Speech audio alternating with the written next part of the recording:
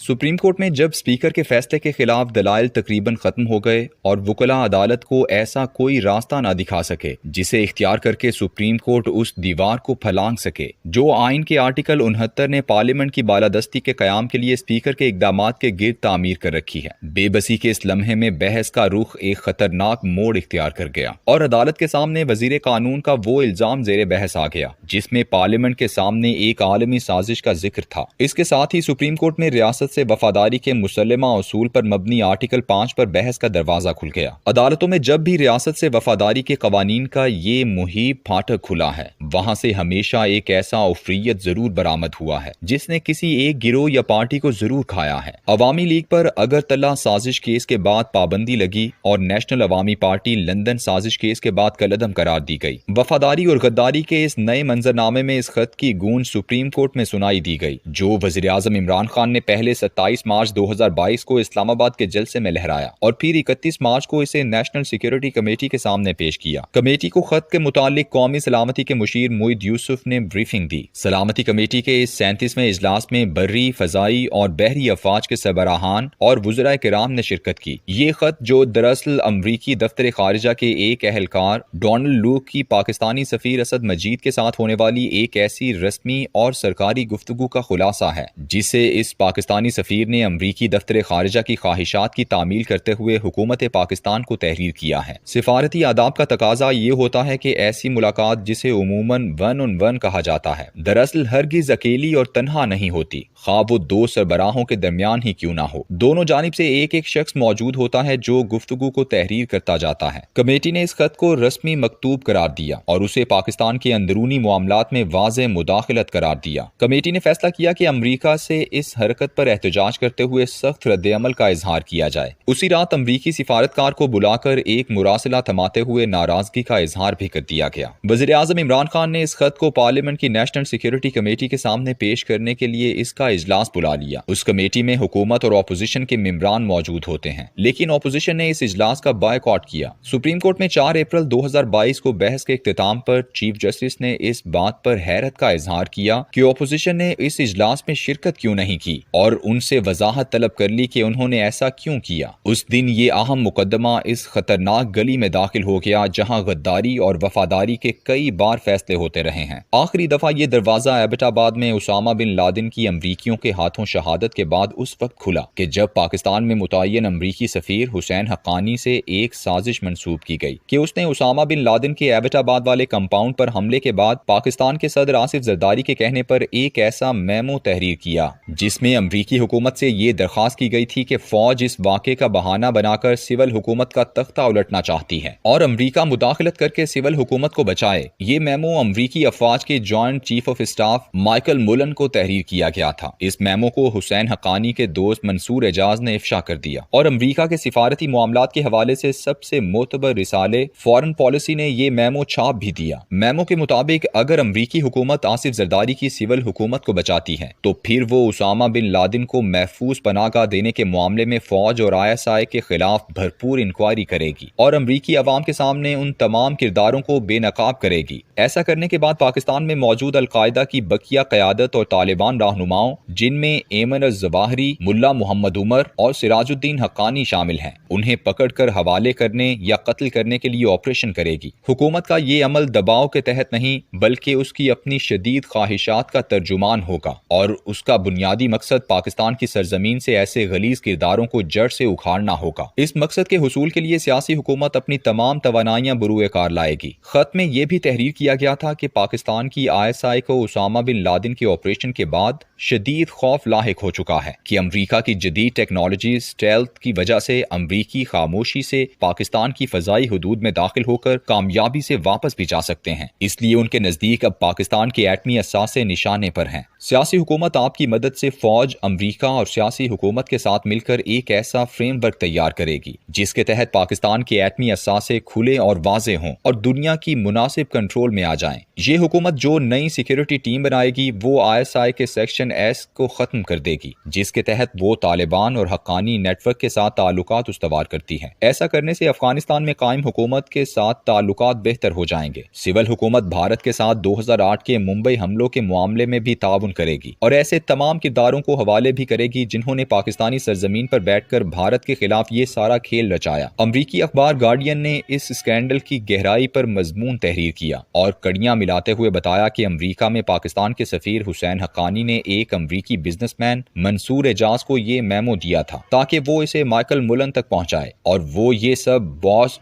यानी आसिफ जरदारी के कहने पर कर रहा है। 28 नवंबर 2011 को नवाज शरीफ काला सूट पहने एक एडवोकेट के रूप में सुप्रीम कोर्ट जा पहुंचे और इस साजिश के खिलाफ एक पिटीशन दायर कर दी जिसके मुद्दा अलह सदर आसिफ जरदारी, अमरीका में पाकिस्तानी सफीर Husain Haqqani, army chief Ashfaq Parvez Kayani, ISI के सरबराह अहमद शुजा पाशा और सेक्रेटरी खारिजा सलमान बशीर थे। नवाज शरीफ ने लिखा कि एक मुहिब्बे वतन पाकिस्तानी की हैसियत से इस गद्दाराना साजिश से उन्हें सख्त दुख और तकलीफ पहुंची है। उस वक्त सुप्रीम कोर्ट के मौजूदा chief justice Umar Ata Bandial Lahore high court के चीफ जस्टिस थे, जहां वो इसी मेमो गेट के सिलसिले में बैरिस्टर जावेद इकबाल की एक दरखास्त सुन रहे थे जिसमें इस्तदा की गई थी कि हुसैन हक्कानी पर गद्दारी का मुकदमा कायम किया जाए। जारी है।